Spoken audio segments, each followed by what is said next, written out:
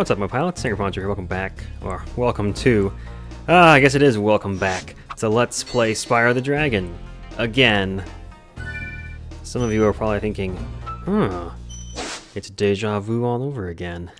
Yes, I have Let's Played this game before, and I'm gonna do it again. In the world of dragons. Okay, rolling. Oh, it's been peaceful here in the Five Worlds, or is it 6? For a dragon's age. We now have 12,000 treasure, or is it 14,000? What about this Ganasty Gnork character? Now, I understand he's found a magic spell to turn gems into warriors for his cause. I'll take that question. Nasty Nork is a simple creature. Simple! He has been contained in a remote world and is no threat to the Dragon Kingdom. No threat! Besides, he is ugly. That does it! Looks like I've got some things to do. I just noticed the first time that in that cutscene, when Spyro looks up, he looks like a cat. His mouth is kind of open a little bit because his bottom jaw doesn't quite come up. I'll put a picture in here. He looks like that cat.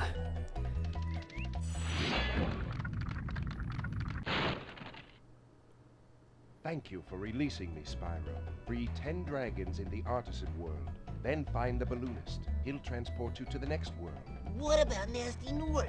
I'm going after him. What's wrong with your face? Find dragons first. That's all I can tell you.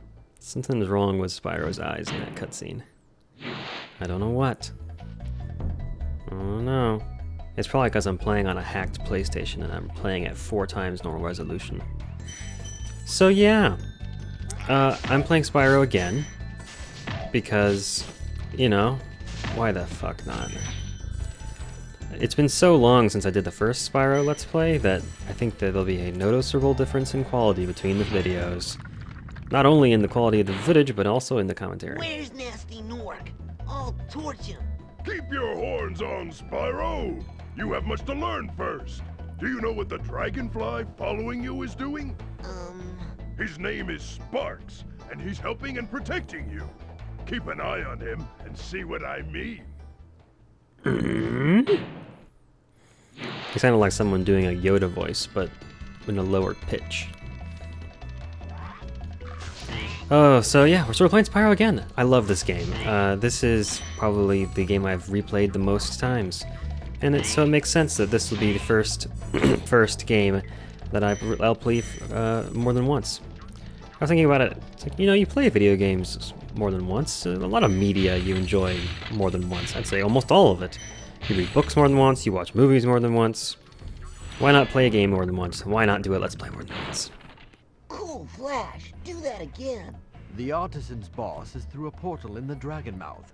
But you are not yet ready, Spyro. First you must complete one of the other artisan lands. Oh.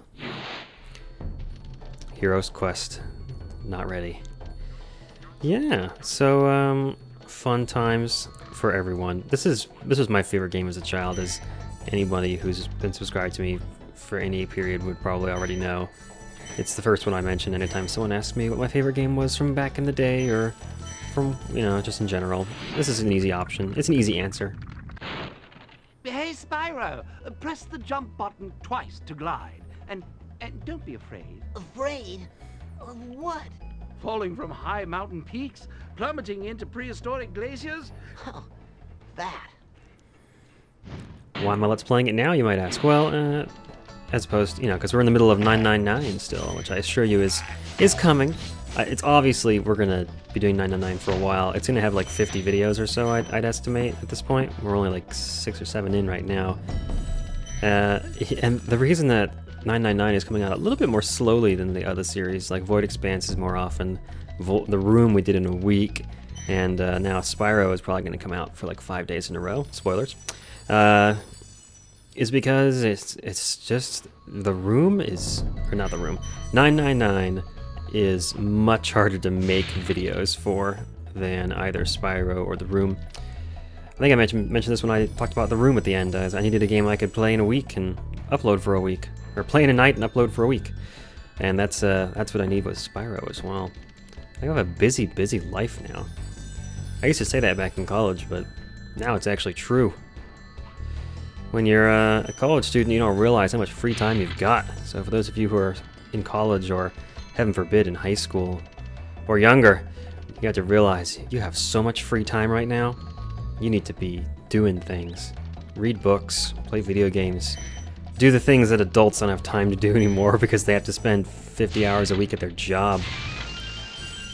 I'm just going to clear the homeworld before I go into any levels, if you're curious as to why I don't seem to be going anywhere in particular. Yep, so this is going to be the Let's Talk About Poncho's Job series. No, I'm not going to make you listen to me talk about my job for, what, 3 hours or so this game will last. But I will say that I have been so busy lately, immensely overworked. It seems to be 100 of 100. It seems to be kind of an ebb and flow thing working in IT. Sometimes there's not a whole lot going on, and sometimes there's way too much going on. Right now, we're in one of those way too much periods. We actually... do I want to talk about this? Do I want this to be the topic that I think about every time I come back and look at this video to remember where I was in life? I guess I should document it. And I guess if you look at videos from February of 2014, if there were any, you'll probably be able to tell I'm quite stressed out and tired in those videos. I am in much the same state now. Is there a key down here or a chest? I think it's the chest. Yeah, let's go back up.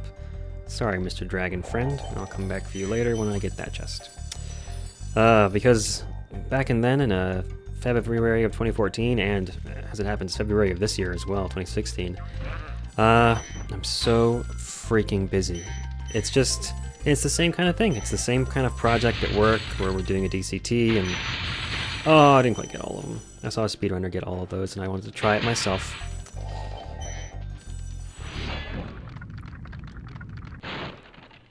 When you free a dragon or step on one of their platforms, you're saving your progress. That could be useful if you run into trouble. Not that you ever run into trouble, Spyro. Of course not. Yeah, so we went into what I think is like the most encroached upon my rights as an employee I've ever been, and we went into war room mode, which is basically where our boss just basically locked us in a room. Didn't literally lock the door, but he essentially told us, you will all, he told us to our whole team, you will all sit in this room all day, and you will not even leave for lunch. After you freed all the dragons, pass through this fancy vortex thingamajigger. It'll take you back to the artisan home. But first let me tell you a story. No thanks. See ya. See ya. Yeah, so it's yeah, so he says, oh, you know, you have to stay. Oh, that's what they put the whirlwind. Okay. I'll just go on this side of it. And so he says, yeah. Basically told us we couldn't leave the room, you know, except to just, you know, for obvious room leaving reasons, like going to the bathroom. And that we basically were discouraged from taking any breaks and expected to come in at the same time as always and stay late, work through lunch, and then he would bring food so we wouldn't have an excuse to leave for a lunch break. That's like, wow. So we worked like 55 hours, I think. I've done more hours than that, but this was sort of this was sort of the insult on top of the injury, I don't know which would be which, whatever, it's a metaphor. That was following from the previous weekend where me and several other team members had put some time in over the weekend to try and get this some progress on this project. A project which, might I say, is way behind, and it's because of decisions that were made throughout the project's life where it's been managed wrong, basically. It's my boss and my boss's boss's business that the project is so behind, and the planning decisions were badly done. Spyro, my friend, how about a hint on gliding? You bet. For the longest glide, press the X button at the top of a jump, and try pressing the triangle button to drop down in mid-flight. And, you know, just because it's their mistakes doesn't mean they're the ones who are expected to, you know, fix them. On some level, they're still responsible for them, but really it's the people on the bottom who do all the work. That's kind of how the whole world works, actually. It's the microcosm of the corporate office is a pretty good representation of American society as a whole, in the sense that there are people who give orders and there are people who follow them. And there are a hell of a lot more people following than there are giving. And a lot of the people who are following don't even realize how fucked over they're getting. Like, in this example at least, you know, the project's way behind for reasons that are not the developers' faults. But it's the developers who are expected to work tons of overtime in order to get the thing back on schedule. So it's like, it's not our fault, but we're the ones who are having to deal with it. You know, it's like being punished for something you didn't do. Are there any more gems over here? Yes, there are. I know this game pretty well, it would seem. And I don't think there's any more over here. Yeah, there are. I had an inkling. All right, one gem. We would have been looking for him for a while. Okay, I think I should go back to... Is it this one? Yes. Oh, I'm tumbling. Spyro decided he wanted to become a gymnast for a minute there. Yeah, that's kind of how it is in life, you know? It's like, politicians decide they want to start a war, and it's the soldiers who go off and die. And, companies fuck stuff up, and it's their employees who have to fix it. Watch the dragonfly, Spyro. His color indicates his power. When he eats butterflies, he stays strong. Like me. Sure. Spyro's like, please don't squish me. It's sort of a... And then there's the example of Wall Street, the bailout back in 2008. When... Where have I not gone yet? Oh no, I have all the gems. That would seem to be everything. Let's go to the exit. There's the example of the Wall Street bailout, where the big wigs in charge of the banks and the companies that were responsible for the crash didn't ever get punished for it. But a lot of people ended up underwater on their houses and got totally screwed. So it's really just, again, it's always the small people who have to pay for it. And it's like, oh, well, a company went out of business because the executives made bad decisions. And then the American taxpayer has to, you know, bail them out. That's exactly what I'm talking about, is people who are in power make mistakes, and the people they have power over are, for some reason, expected to make the correction. Whereas when things go well, it's the people at the top who reap the great majority of the benefits. Long story short, Feel the Burn 2016, hashtag. Vote for Bernie Sanders. I'm just kidding. Good lord, there are no good presidential candidates this year. I guess I said the same thing 4 years ago, so... And 4 years before that. Welcome to Town Square, Spyro. Begin exploring by gliding to that area with the bulls. Use the L2 and R2 buttons to get a good look. Of course, in 2008, I wasn't old enough to vote, so it was only 2012 that I really started paying attention to things. And oh my god, the presidential candidates this year, they just suck. Oh, they're so bad. There are halfway decent ones. I guess the pickings are better than what we had 4 years ago, and one, depending on how you look at it. Let's talk about politics in another video. I'm not done whinging about my job.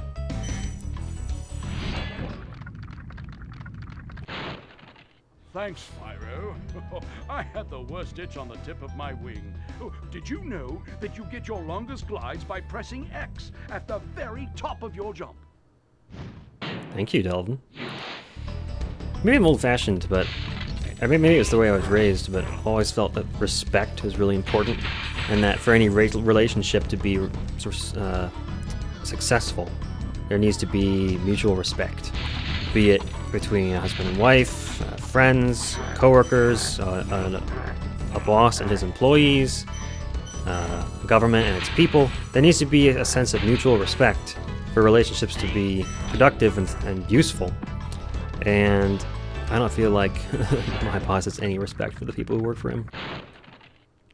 Spyro, did you see a man dressed in blue running around here? He's a thief, and he's stolen a dragon egg. You've got to track him down and get that egg. Run! Run! I'm getting a little winded. And as a result, his employees have zero respect for him, because why would they?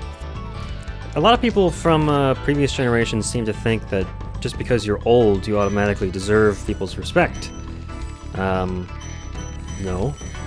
Respect is earned. That's something I was told. I guess we'll have to get him later. I'm thinking about what I'm saying rather than about getting the thief. These dragons were so disappointed in me. My lackluster thief hunting. So yeah, respect has to be. Oh, this is a death. Slippery, slippery. I'm not gonna lose that much progress. I can get another chance at the thief now. Yes, respect has to be earned. A boss should be in the trenches with his employees. He should be a leader, not someone who just demands.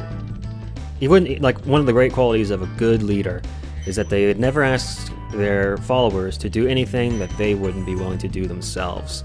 Or, even better, they wouldn't ask their followers to do something that they didn't do themselves once.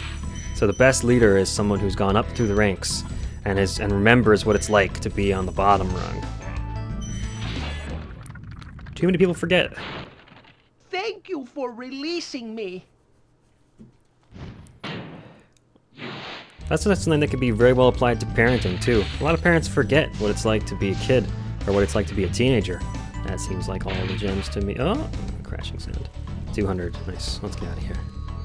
That almost worked out like I'd planned it. It almost looked as though I had a plan, is what I mean. Yeah, so it's like some people, but some people come in at the top, and they don't have an understanding of what the people below them do. And that seems to be the problem with some managers in IT, is they have no understanding of the technical stuff that their employees do, and the knowledge that their employees have that makes them valuable, and the skills, and they don't take advantage of it. So it's like, it'd be like having a parent having a really smart kid and like not buying them books. It's like you're just wasting so much potential. To have I forget where I was going with this. I'm waxing philosophical over Spyro right now. This is an interesting juxtaposition of childhood game and adulthood topics. I like when they give you the chest first. Some levels you find the key first, and it feels a little too planned. When you find the chest first, you have a mini. It's like a miniature quest. It's like, a chest, but where's the key? And then you have to seek it. Seek a door that bears a 9. Oh, it's you. I wasn't sure if you'd escape those annoying little creatures. Of course, they wouldn't bother me, but here's a hint. Metal armor is fireproof, but a charge attack will take care of them. I'm just realizing for the first time that he's a recolor of the first dragon you save. I think most of the dragons are recolors of each other. I don't know if I never noticed that before. Strange. Oh, here he comes. But yeah, so I feel like I've had a few opportunities to be a leader in my life. When I was in charge of my Boy Scout troop at 17, I feel like I did a better job then than my manager does now. You have to have an understanding of where people are coming from. And you have to be able to empathize with the people who are you're in charge of. If you can't do that, then you're totally lost. It's another reason politics has sucked lately. Spyro, want to know a secret? Use the triangle button when you want to zoom in and look around. Oh, your secret's safe with me. It's like you have career politicians where it's like they're the son of a previously very successful politician, and that's code for they grew up with just everything given to them. At least on some level, their life was pretty easy because they were so freaking rich. And I guess that's what privilege is.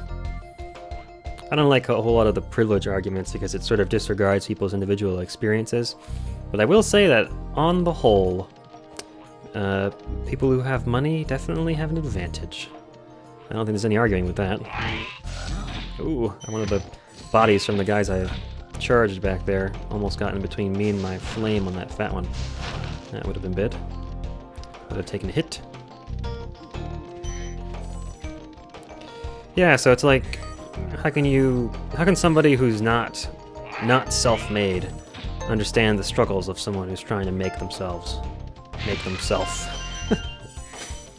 think a lot of people could relate to that, And I think that's one of the core principles that makes the armed forces hierarchy work, is that I would say at least most of the time, anybody who's going through boot camp, at some level they know that like the drill instructor that's yelling in their face, not only were they being yelled at some years ago, but that person is also going to be their strongest ally if, you know, they're ever in a war zone. And so you have this understanding of you're in this together. And I feel like companies and politics, the government, they don't have that anymore. Big enemies like this Gnorc with the club cannot be charged, but a quick flame, that should defeat them. And maybe it's just a cultural shift, but people no longer perceive themselves and their... Oh, I got the key, but I never went back for those 10 gems in the chest. People don't perceive themselves and their leaders as being in this together. They perceive it as us versus them, you know, followers versus leaders, and then nothing's getting done once that's the way people are perceiving things, because no one's going to follow a leader they perceive to be their enemy, and a leader who thinks that his followers are out to get him isn't going to be able to utilize them effectively. So just everyone loses at that point. And that's kind of where we are with the government right now. It's like a lot of people wouldn't trust either party to do a good job taking care of the country. And politicians have, for a long time, not thought that the people who voted for them were qualified to do so. So it's just a wash at this point. Just a big bloody mess. Flight levels. And so it's in times like these that we gotta go back to the basics and play some Spyro. And remember the mid to late 90s when things were better, or at least you thought so because you were younger. What order do you get these in? I guess I'll get this guy first. And then follow the tracks. I've been watching a lot of Yahtzee Crowshaw's content lately. You probably know him as the guy who does zero punctuation. Doesn't need me to advertise him, that's for damn sure. But I've been watching some of his stuff that isn't zero punctuation lately. You might be able to tell I've picked up some of his cadence from the way he speaks. He's got a very unique speech pattern, even when he's not doing zero punctuation. You can always... I don't know what it is about the way he talks. There's something about the way that his sentences come together that's sort of unique to him. Oh, you plane. Come here. I didn't want to chase you. Don't make me chase you. Alright, now we're gonna fly way around the back side of the level. But I like his stuff. His zero punctuation is good. He's obviously an over-picky, over-cynical twat, but that's what makes him great. That's what makes zero punctuation interesting to watch. And if you watch his Let's Drown Out stuff, where he does co-commentary with his friend Gabe, they talk about all kinds of games, and it's not always overly cynical. It's usually very well considered, and it's interesting to listen to. I recommend it. You can find them on YouTube. Just search for Let's Drown Out, and you will find them. Apt titles as well, considering they very rarely let you hear what the hell is going on in the game. That's not the point, is it? First flight level done. That one's really easy. I had 30 seconds left over. Look at this pretty polygonal animation. Try again? No thanks. Is it just us and the boss now? I think it is. Yeah, so I recommend you check those. That's if you don't already know about zero punctuation, you're missing out. He does high-speed British Australian accented video game reviews, and almost nothing gets a passing grade. But the few that do certainly deserve it. That's a high standard, I suppose. Toasty. I think I mentioned this in the first time I Let's Played this game, but it's really strange that the first boss level is one of the hardest. These dogs are brutal. The fact that they require 2 attacks to be defeated, and they're also really quick, it just combines to make them one of the most dangerous enemies in the game. And the shepherds are dangerous as well, because they're also quick. Although they go down to 1 hit, so not nearly as much as the dogs. Flame, yes. Oh, yep, see, there's our taking damage. Flame you, flame you. Yeah, I figured out that you don't actually even have to charge away. You can just flame and then jump. Oh, okay, well, you have to actually hit him the first time. You can flame and then jump, and you'll go just outside their range. Oh, look at this. I'm getting my ass kicked. And the corpse of the dog is blocking me. Did you see that? Alright, I think there's some fodder back at the beginning of the level. Alright, I gotta step up my game. Is there not? Oh, I'm thinking of that level in Dreamweavers. There's no fodder back there. There might not be any fodder at all in this level. Oh boy, I'm gonna have to pick up the gems with my face. Let's go a little crazy then, shall we? But yeah, I have to say, I think I agree with Yahtzee on most of the most of the opinions he has about video games, about what makes them good, what makes them interesting. I had an interesting discussion. I had an interesting thought the other day. I was trying to figure out why I liked this game so much, and why I didn't like Donkey Kong 64 very much. Because it was put to me by a coworker when I mentioned it that the two were really similar. This game's getting louder. I'm getting bumped into my volume now. The two were really similar. You go around and you smack the enemies and you pick up everything they drop, which is, you know, gems or bananas or tokens or whatever. And even more so in... Oh, not here already, didn't I? Even more so in Spyro 2 and 3, where you're getting orbs and eggs and you play as different characters. It's like, what makes them different? Why do you like Spyro so much more than you like DK64? Nasty Nork has put one of his most devious henchmen in charge of the artisan world. Bring him on. I think I smell a barbecue. Be careful, Spyro. This boss has many tricks up his sleeve. There's two major categories of reasons, and one category only has one reason in it. First category is nostalgia. Of course, I like this game better because I played it as a kid, and I liked it as a kid, so it brings back good memories. That's the reason I'm playing it right now. So of course I like it because of that. But there's a whole second category that I think are legitimate reasons why this is a better game than Donkey Kong 64. So fucking come at me, Broken Champion. We can debate this, but let's do it in the comment section of the next video, because that's where I'm going to lay out my argument about why I think this game is better than Donkey Kong 64. That's right, starting a flame war. No, I'd love to get a real discussion going on this. I think I have some good points. Where did this boss go? Come here, you stick sheep. Gotcha. Look at that! I got my ass kicked in the first area, and then I did the rest of the level without taking a hit. I was right though. There was no fodder at all. All right, so that's the artisan world. Let's get out of here. God, having to actually touch all the gems is so. I wouldn't. What's the word I want? Fastidious? No, that's like you have to be fastidious to get them all. Oh, let's go ahead and get some more fodder here. Finicky, I guess, would be the best word. It's like you have to get in just the right. You have to touch them just right for them to pick up. And sometimes it seems like you can graze the corner and get it, and other times you'll just walk right by. All right, Mako the Balloonist. In the next episode, we will go to the Peacekeeper's world. Thanks for watching. See you guys then.